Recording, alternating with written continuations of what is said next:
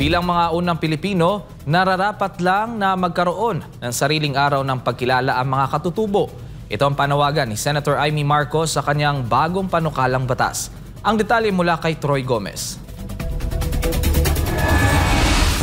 Mayaman sa kultura, tradisyon at kasaysayan, pero madalas ay nakakalimutan.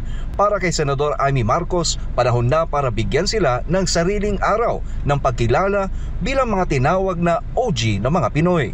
Sa ilalim ng kanyang Senate Bill No. 1130 o National Indigenous Peoples Day Act, iminungkahi ng senadora na ideklara ang Agosto 9 bilang special non-working holiday para parangalan ang mga katutubong komunidad at ang kanilang ambag sa kasaysayan at kultura. Kasabay nito ay sinusulong din ni Marcos na ideklara ang buong buwan ng Agosto bilang National Indigenous Peoples Month, isang pambansang pagdiriwang ng makulay na kultura, sining at kabayanihan ng mga katutubo.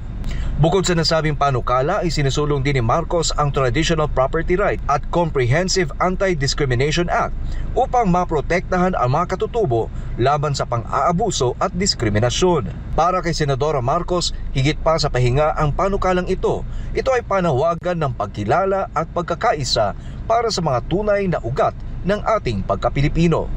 Para sa Diyos at sa Pilipinas kung mahal, Troy Gomez nag-uulat, SMNI News.